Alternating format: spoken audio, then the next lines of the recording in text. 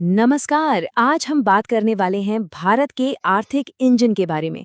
मतलब 2025 में वो कौन सी चीजें हैं जो देश की इकोनॉमी को रफ्तार दे रही हैं। हुँ। हम उन खास पिलर्स पर नजर डालेंगे जो इस ग्रोथ को ड्राइव कर रहे हैं।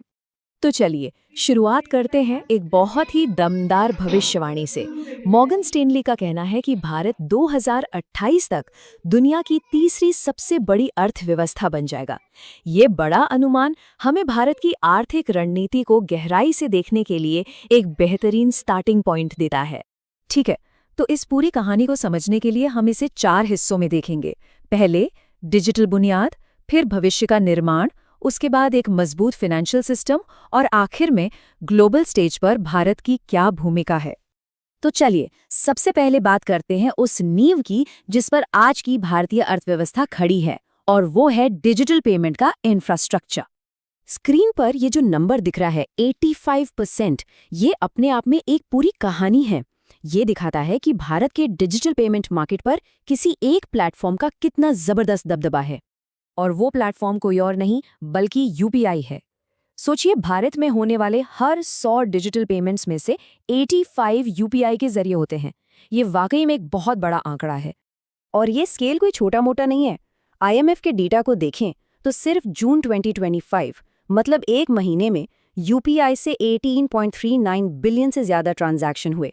ये नंबर्स दिमाग घुमा देने वाले हैं। अब सवाल ये है कि ये डिजिटल क्रांति हुई कैसे? क्या ये अपने आप हो गई? नहीं, बिल्कुल नहीं। इसके पीछे एक बहुत बड़ा सोचा समझा सरकारी कार्यक्रम है जिसका नाम है डिजिटल इंडिया। और ये कोई 1-2 साल की बात नहीं है। ये देखिए, ये सफ़र 2015 में शुरू हुआ था और जुलाई 2025 में इसने अपनी 10वीं सालगिरह मनाई। मतलब पूरे एक दशक की मेहनत का नतीजा है ये। अच्छा, तो ये डिजिटल बुनियाद तो तैयार हो गई। अब देखते हैं कि इस मजबूत नींव पर भारत अपने औद्योगिक और मैन्युफैक्चरिंग के बड़े बड़े लक्ष्यों को कैसे खड़ा कर रहा है। तो सबसे पहले बात करते हैं हाई टेक मैन्युफैक्चरिंग की।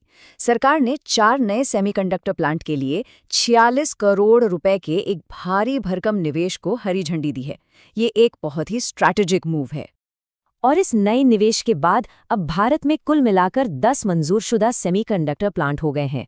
ये देश की टेक्नोलॉजी कैपेसिटी को एक बड़ा बूस्ट देगा। टेक्नोलॉजी के साथ साथ सस्टेनेबिलिटी पर भी जोर है। देखिए, जरूरी खनिजों की रिसाइकलिंग को बढ़ावा देने के लिए 1500 करोड़ रुपए की एक इंसेंटिव स्कीम भी लाई गई है।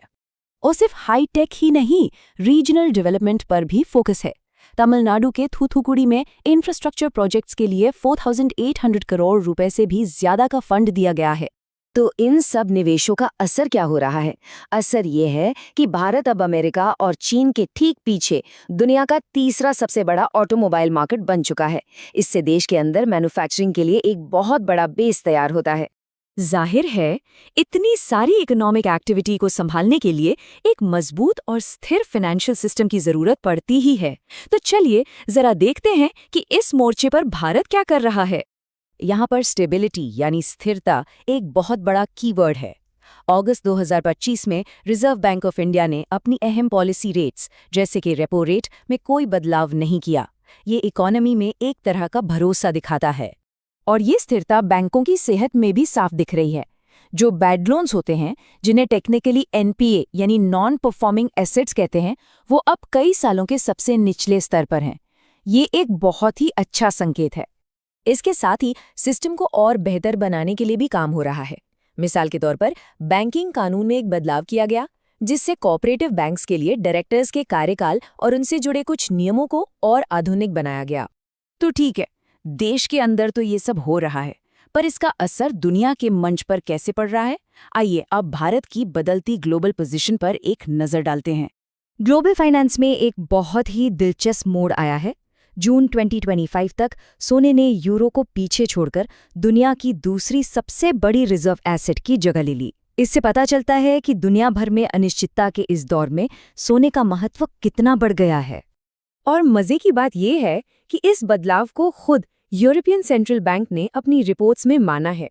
हाँ, ये बात भी ध्यान में रखनी होगी कि दुनिया में सोने का सबसे बड़ा भंडार अभी भी अमेरिका के पास ही है। अब अगर भविष्य की बात करें तो भारत ने अपने लिए एक बहुत बहुत बड़ा लक्ष्य रखा है। लक्ष्य ये है कि 2047 तक अपनी $4 ट्रिलियन की अर्थव्यवस्था को $32 ट्रिलियन तक पहुंचाना है, मतलब 8 गुना की छलांग। तो अब सबसे बड़ा सवाल ये है कि भारत इस जबरदस्त लक्ष्य तक पहुंचेगा कैसे? इस सपने को हकीकत में बदलने के लिए किन चुनौतियों को पार करना होगा और कौन से मौकों को भुनाना होगा? यकीनन आने वाले दशकों में ये देखने वाली एक बहुत बड़ी कहानी होगी।